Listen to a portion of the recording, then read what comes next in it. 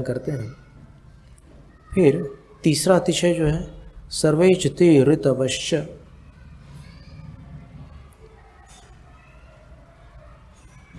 शरद, हेमंत, शिशिर, वसंत, निदाघ, प्रावृषः, 6 ऋतुओं के नाम लिखे उन्होंने। एक ऋतु है शरद ऋतु, जो भाद्रपद पूर्णिमा के पश्चात प्रारंभ होती है। फिर दूसरी ऋतु जो है हेमंत ऋतु है। हेमंत ऋतु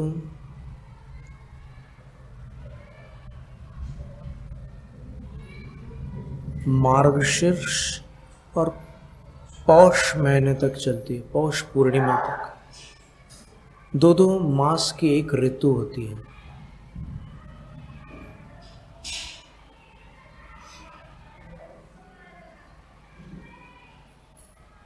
पंद्रह दिन का एक पक्ष, 2 पक्षों का एक मास, 2 मास की एक ऋतु, 3 ऋतुओं का एक अयन और 2 अयनों का एक संवत्सर होता है। संवत्सर को वर्ष कहते हैं, अयन 6 माह को कहते हैं। तो इसमें दक्षिणायन और उत्तरायण ऐसे 2 भेद होते हैं। जब सूर्योदय के समय जो पूर्व दिशा है उसकी बाईं ओर यदि सूर्य होता है तो वो उत्तरायण है, क्योंकि पूर्व की बाईं दिशा में उत्तर दिशा होती है। और फिर पूर्व की दाहिनी ओर यदि सूर्य है उदय के काल में तो वो दक्षिणायन है, क्योंकि पूर्व के दाहिनी ओर दक्षिण दिशा होती है। तो उत्तरायण में जब सूर्य सर्वाधिक उत्तर दिशा की ओर बढ़ जाता है उदय काल में, तब दिन सबसे बड़ा होता है। और जब दक्षिणायन में सर्वाधिक दक्षिण दिशा में चला जाता है तब दिन सबसे छोटा होता है। ऐसा क्रम चलता है। और जो मास है 12 मास, उनके नाम पूर्णिमा के नक्षत्र पर आधारित है। जैसे उदाहरण के लिए जैन नव वर्ष श्रावण मास से प्रारंभ होता है। आज गुरु पूर्णिमा के बाद से जैन नव वर्ष, इस बार तो अधिक मास है।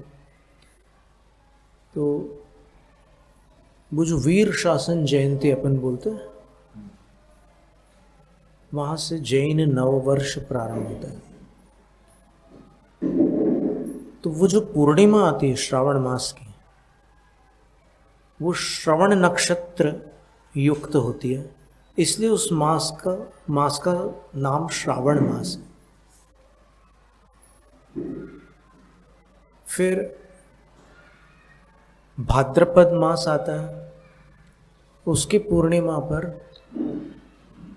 उत्तरा भाद्रपद नक्षत्र होता है, इसलिए उसका नाम भाद्रपद है।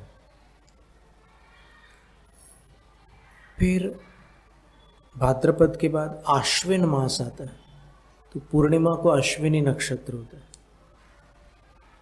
ये सामान्य नियम, कभी कभी आगे पीछे होता है, लेकिन लगभग यही रहता है नियम। फिर कार्तिक मास आता है, तो कार्तिक पूर्णिमा को कृत्तिका नक्षत्र होता है। फिर मार्गशीर्ष मास आता है, तो मार्गशीर्ष पूर्णिमा को मृगशिरा नक्षत्र होता है। फिर पौष मास आता है, पौष पूर्णिमा को पुष्य नक्षत्र होता है। फिर माघ मास आता है, माघ पूर्णिमा को मघा नक्षत्र होता है। फिर फाल्गुन मास आता है, फाल्गुन पूर्णिमा को उत्तरा फाल्गुनी नक्षत्र होता है। फिर चैत्र मास आता है, चैत्र पूर्णिमा को चित्रा नक्षत्र होता है। फिर वैशाख मास आता है, वैशाख पूर्णिमा को विशाखा नक्षत्र होता है। ज्येष्ठ मास आता है, ज्येष्ठ पूर्णिमा को ज्येष्ठा नक्षत्र होता है। फिर आषाढ़ मास आता है, आषाढ़ पूर्णिमा को उत्तराषाढ़ा नक्षत्र होता है। जैसे 27 नक्षत्रों में से 12 नक्षत्र के नाम से 12 मास के नाम जुड़े हैं, क्योंकि पूर्णिमा पर वो नक्षत्र पड़ते हैं।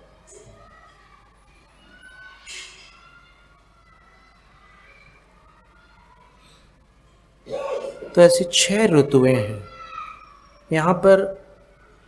शरद ऋतु, हेमंत ऋतु, हेमंत हिम शब्द से हेमंत बना है। इस ऋतु में जहाँ बर्फ गिरती है वहाँ बर्फ गिरती है। अब जहाँ नहीं गिरती वहाँ कौन क्या कर सकता है।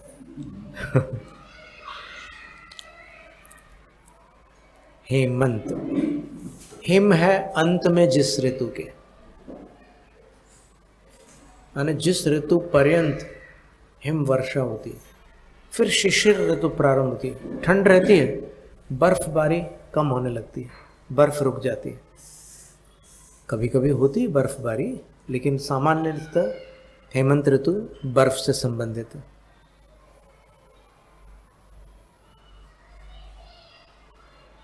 फिर शिशिर ऋतु में धीमे धीमे धीमे वो ठंड घटने लगती है। इसके बाद वसंत ऋतु आती है। तो वसंत ऋतु में नए पत्ते, नए पल्लव, नए पुष्प और पक्षियों की विशेष चहचहाहट, एकदम प्रकृति वसंत ऋतु में खिल उठती है।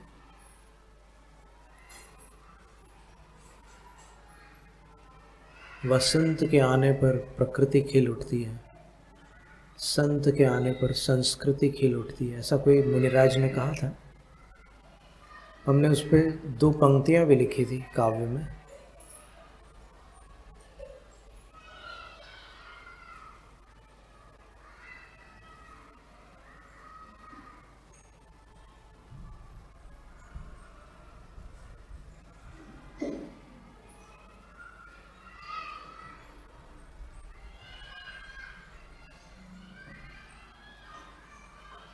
ज्यों वसंत के आ जाने पर प्रकृति स्वयं खिल उठती है, वैसे ही जब संत पधारे संस्कृति ही खिल उठती है।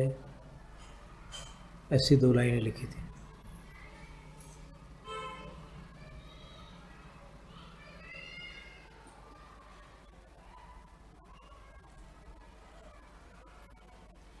फिर वसंत ऋतु के पश्चात ग्रीष्म ऋतु, जिसको यहाँ पर निदाघ शब्द लिखा है, निदाघ।